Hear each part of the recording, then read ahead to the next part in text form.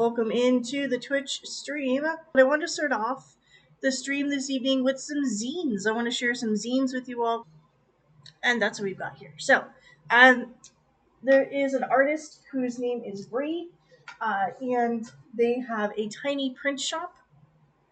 So Bree is an artist that is Black and Polynesian. They're in Southern California, and so their stuff is here. Bree'sTinyPrintShop.com, and her stuff is here. I apologize. But this zine is something that she made to advertise her work, and so I just wanted to share this with you all because I picked this up. Actually, I picked up a button that I'm going to share with you. But I got these free zines along with the button, and this has some information on what a zine is, because I'm going to be talking quite a bit about that tonight. They're for everyone. They're print work that you publish, print, and bind yourself, according to Bree, and that is true. So Bree has a fantastic YouTube channel, and I've been following her stuff for a while on YouTube, I think for almost the past year now, and really watching her videos is what inspired me to make my zine. So here's her contact information. Again, her name is Bree, and that's her print shop, tinyprintshop.com, Bree'sTinyPrintShop.com, and there's her contact info through Instagram and TikTok. And yeah, so like I said, I've been inspired by Bree's work for the past year, and really it's her work that inspired me to make my zine, my perzine, this is more like a folio zine, but I have others that I've been making. And, it's been fun watching Bree's process and her growth on her channel.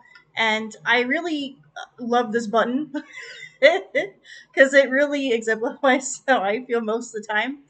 Imagine not liking me and I'm at home doing arts and crafts. And so there's this. I wanted to pick this up. It's a fun, just a pin back button. Pretty good sized actually, and I really like. It's a really high quality piece. So again, this is from Bree's Tiny Print Shop, and she also sent me this zine that's made out of Trader Joe's bags, which I think is amazing because I love Trader Joe's. And it's kind of funny because it says my intentions, and then when you read it, it opens up and says are pure, and then it says so I'll sleep, or so I sleep like a baby. So it's fun because it's made entirely of like Trader Joe's like flyers and bags and like just odds and ends put together, stamps and stuff. And so that's what I really like about Bree zines is that they're always, the zines that she makes are always going to be just kind of like an interesting form of collage where she just like gathers just stuff around her place and puts these things together herself, and I think that's so awesome. And so yeah, so this one's fun because again, it's funny, I got this because I was like, oh, I wasn't expecting this, along with my button that Brie made, and then I got this, which is hilarious. So I also agree with this. How to be the coolest person in the room. It says step 1, be alone in your room. So just some fun stuff. I totally agree with that. That is indeed how to be the coolest person in the room. So again, the person that made this, speaking of which, is Bree. There's again her information here. Bree's Tiny Print Shop. You can find her on TikTok, Instagram, also on YouTube. That's how I found Bree, but you can find her in these other social media places as well as her own website. So feel free to check that out. Another awesome zine maker here in Southern California. Again, Black Polynesian zine maker. Really fantastic artist. I love her stuff. Please support her. So when you get a chance, make sure to do that. So I do like to mention other artists on my Twitch stream. I was gonna say my channel. My goodness, where am I? On Twitch. So I like to give shout outs to other artists and things that I've been supporting lately. And so Bree is one such artist that I've supported recently. And I'm glad I can finally give back to her and her work because she's the one that inspired me to make my zine. So this is my zine. You had me at Whoa. Now this is printed. Shadow, get out of there. This is printed through Mixum. Speaking of Shadow, so I, have a fun format that I use for my zines. I also collage with odds and ends, and also with my illustrations that I've made, and of course photographs and other images that I've pulled from different places over the years. And so it's a lot of fun to make zines and to put them together. And I'm going to be talking a little bit more about zines tonight because I have some fun news to share with you about another zine I got published in. So this is my own zine, but I also got published in a zine recently with my art. So I'm going to share that with you in just a moment. But yeah, so this zine that I've made is called "You Had Me at Whoa." Um, and yeah, so zines are just really fun to put together. I also have stickers. So for those of you who are new to my Twitch stream, again, hi, my name is Bambi After 9 Twitch or DLP. You can find me through Ko-fi, ko-fi.com/art by DLP, and also my website, dlpauthorartist.com. My link tree is no longer working, so if you scan the QR code, it will take you to nowhere. But here is my website again, dlpauthorartist.com. A zine that I got published in recently. So I had the fantastic opportunity over the summer. I reached out to, and I saw some artists on Blue Sky, and they were sharing about the zine that they were making on Y2K. And they had a theme of, millennial zeitgeist kind of situation. And immediately I was like, I'm a millennial and I was around during Y2K and I still have an iPod that works and I want to share, some fun stuff about my memories from that time. And so that's what I did. I contributed, I made a piece of art that is in this zine that you can download for free. It's Y2RUOK. And so their information, this zine, you can download this entire zine that I'm sharing with you as a PDF file for free on their website. It's Y2RUOK, and then it's /how-r-u. And so they have, I think it's y2ruok.wixsite.com, I believe. So they have, this entire zine. They're going to make more issues, I hope. It's a fantastic thing put together by various millennials and Gen Zers, and I really like the way this zine looks. It's very nostalgic for me, very early internet, late 90s, early 2000s is emphasized throughout this zine. So I really am pleased to be a part of this collaborative effort. It's rare for me to reach out and, collaborate with other artists. And I think this was a lot of fun. And I'm really glad that I did it. And I'm really glad that, people have really liked my piece. And so I'm going to share that with you. But I want to share the entire zine with you too, because I think that it's fun, to share other artists and what it is that they're doing and how they're putting things together and how they're coping with, the dumpster fire that's happening right now. So here's their zine, and they have various forms of media throughout this zine.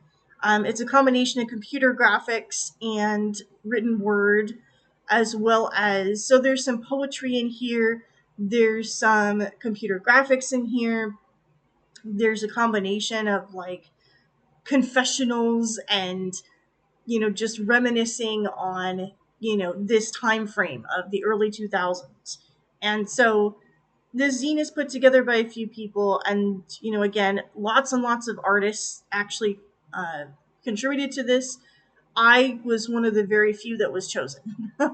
There were hundreds of people, I think, that contributed to the zine, and I'm sure each and every one of them had some really fantastic stuff.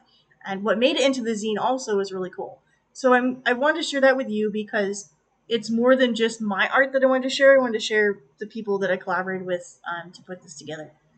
So this is like an old school like iMac computer. When I was a kid, it was like Gateway computers, I remember, and this has like interesting background stuff that's very reminiscent of this time of the early 2000s. Yeah, there's notions of like Winx Club and like Invader Zim and Hello Kitty on this page. And then early memes started coming out, and various TV shows and movies are referenced here on this page. And then this has an entire comic book. So there's an entire comic book in this section of the zine about Beanie Babies. Now, I didn't make this. This is not my piece. But someone put this together, and I'll share the credits at the end. But it's just a fantastic, fun thing to read over other millennials' memories of this time, and what was popular and how we found out information about stuff. And because this was the early 2000s, was a time before computers.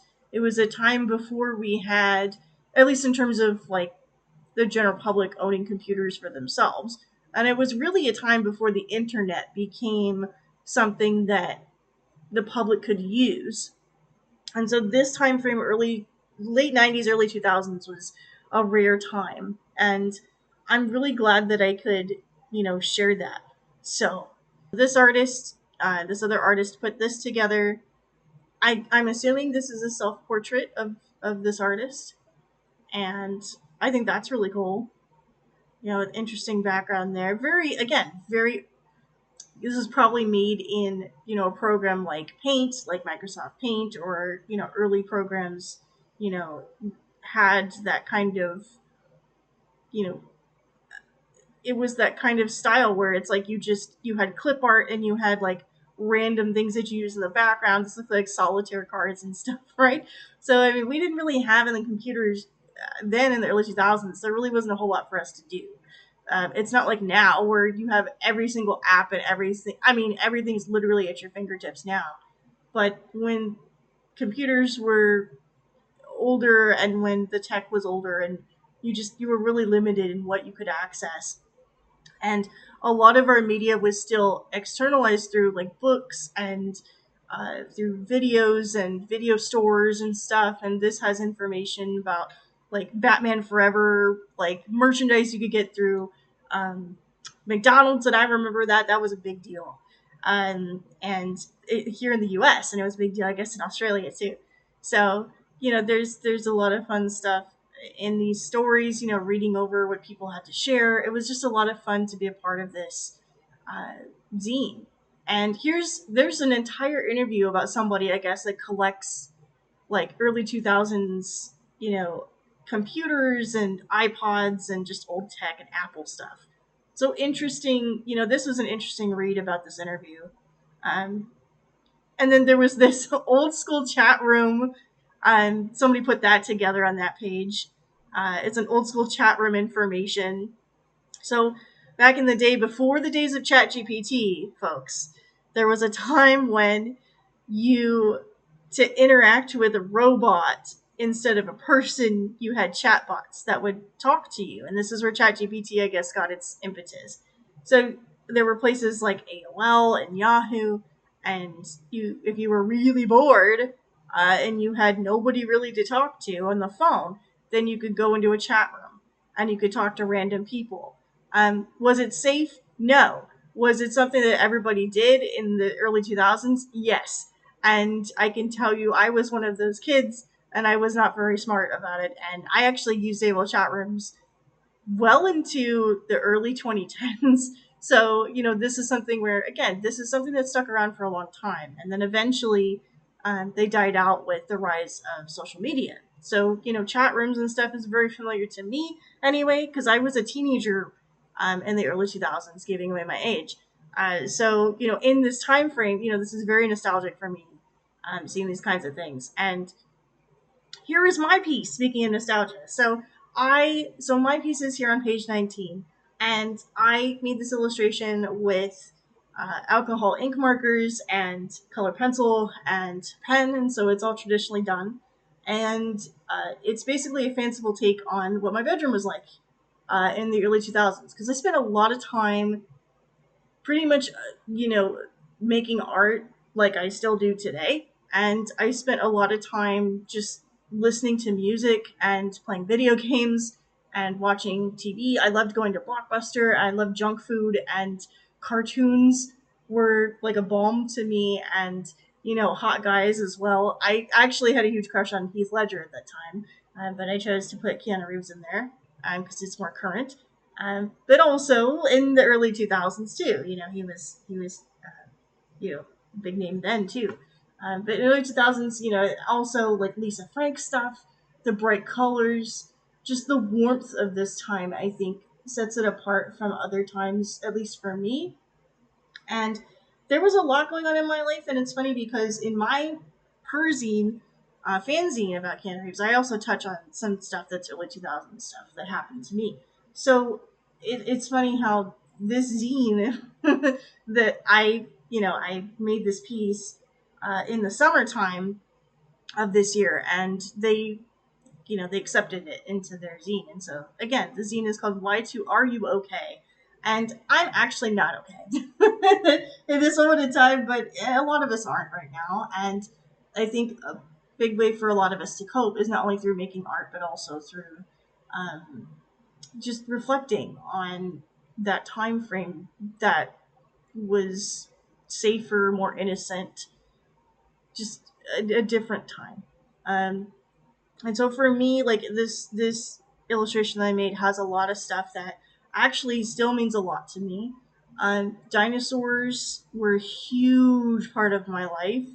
I'll probably share that on another stream someday, or maybe in another zine altogether myself.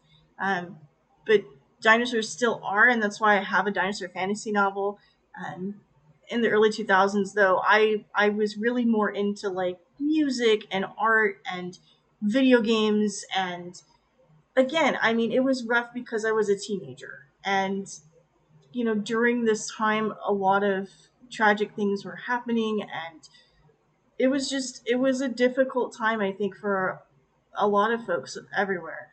And again, we all have different ways of coping and connecting to that time. And so for me, again,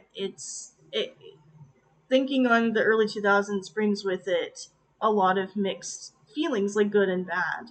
And this illustration is more like I want to focus on the good, warm, fuzzy feelings. And I hope that that is invoked when you look at this image too. And maybe that is nostalgic for you if are familiar with the early 2000s, if you were alive during the early 2000s, if you existed. Maybe this is nostalgic for you. If not, maybe this is just a fun piece to look at. So again, this is my art piece that I'm so happy and so thankful to have in this zine that is published online. And I'm going to go through the rest of it too. But there's a whole thing in here on Club Penguin. Oops. Oh, there's a whole essay in here on Discmans, and I remember having a Discman. I had Savage Garden. I still have a Savage Garden CD. I actually, when I visited Australia last year, I picked up a Savage Garden CD from Australia. I picked it up in a record shop, which is rare now, and so I picked one of those up, at least outside of LA. We don't really have a whole lot of record shops anymore. And so for me to actually go into a small family owned record shop and find a CD and flip through vinyls and flip through, I mean, it was such an interesting experience. Speaking of nostalgia. And so, but anyway, I had a Savage Garden CD, and in the 90s and late 90s, early 2000s, when they were big in the US, I was listening to them constantly. I listened to Savage Garden all the time, so much so that my Discman broke. So I had a Discman. I also had a Walkman. My Walkman did 8 tapes by the end, 8 cassette tapes. But my CD player, my poor Discman. Every time I walked that thing, it wouldn't work. So this is a fun recollection from another person, another artist, about Discmans. So that's always fun. And here's the thing about Game Boys with their green background. It literally was this color. It's hideous. My cousin had a Game Boy, and he brought it over all the time, and I hated that thing. The way it looked. I hated the screen. It was easier for me to look at the Sega Game Gear. But anyway, and I was biased. But yeah, Nintendo Game Boy had, and so this person's sharing their story in the original barf green. DMG is what they say. Um, oh, they mentioned Circuit City in here too. I remember that store very well. So this, has that fun background that this this page has a fun background that's actually the floor, the carpeted floor of old school arcades. So back in the day when you wanted to play video games, you really had two options in the 90s and early 2000s. You could go to the Blockbuster or video rental store and you could actually rent video games. And this is when Netflix actually had CDs and DVDs that they sent in the mail and also video games. Or you could buy the games in places like Toys R Us. This is before Target and Walmart were the main thing. You know, you go to Toys R Us to get video games, or if you couldn't afford that, you go to the arcade. So you go to the arcade, you get a bunch of quarters, and you just play. You play arcade games, and the arcade games, the arcade cabinets were, you know, the only way really that you could get access to new games back in the day. And so it was a lot of fun to play, and I remember this bright neon color scheme on the floor. I mean, the late 90s, early 2000s definitely was all about bright colors and the fascination that we had with technology as it was emerging. Because there was a lot of tech that we just were not really uh, privy to in the general public at all. So like floppy disks and CDs eventually. I remember all the AOL CDs we used to get in the mail. I had VHS tapes and stuff like that were getting phased out later on with DVDs. And so it was such an interesting time because, like I said, I mean, it's like I had one foot in the past with like old school, like just relying on books, encyclopedias and dictionaries and reading books to understand information, to now going onto another device that often crashed a lot with this blue screen of death, like the one on the left page. But you would go and that's where you got information. And all of a sudden, it was a miraculous, you know, kind of transition during this time too. So I really like the stories in here and the art and this image too. Um, oops. So going on to the next couple pages in the zine. Uh, so this is something that someone put together. This is truly a zine page, page 27, 28, whoever this artist is. This one definitely screams zine because in the late 90s, early 2000s, zines were made through skaters and punk scene and very much like, you know, it was a rebellious way of publishing your work. You just use like pieces of trash and like random paint and like you just and collage and you had a message that you got out into the world and you distributed these things for free or very low cost, and you know, or you'd exchange zines and you get to know other artists this way and build community this way. And it was very much a thing in the late 90s, early 2000s. People would have brochures and zines and stuff that they would make and hand out. And this is an excellent example on these pages of something like that from that time. So, yeah, there's that. And then um, there's some more information here. This is an older person talking about their experiences with LAN parties and stuff. That's something I never had. Yeah, again. Oh, and parties. Yeah, so parties, the way to get invited was you made your own, like flyers. This is before Canva. You know, this is before, you know, all the tech that we take for granted now. You had to, you know, put things together with like clip art and, you know, backgrounds looked like this World War II plane thing, and you know that's what you had. We didn't have, you know, the high end, really professional stuff that you know that everybody has access to now. Um, Back in the day, if you wanted art to look like that, you had to pay a lot of money to get the program, and then the program itself was very difficult to use. So you know, it doing something like this, you cut out pictures and collage is you know, really the easier way, cheaper way, I suppose, and really traditional way of putting zines together and putting information out there. Um, so it's really fun to see this stuff. And again, this is the Y2 Are You OK zine. Look, this looks like wild stallions, which was interesting. Um, so yeah, the World Wide Web was new. That was the internet. Before it was called the internet, we called it the World Wide Web. That's where www comes from. And URLs, the what you put into the what you search for now. It's anyway. Um, this looks like a MySpace. Look, I think this is supposed to be like somebody's MySpace page. Is what that looks like to me.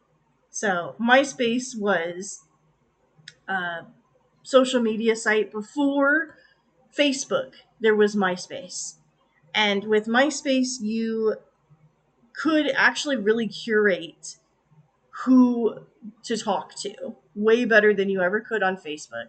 And so you could limit the number of people on your page.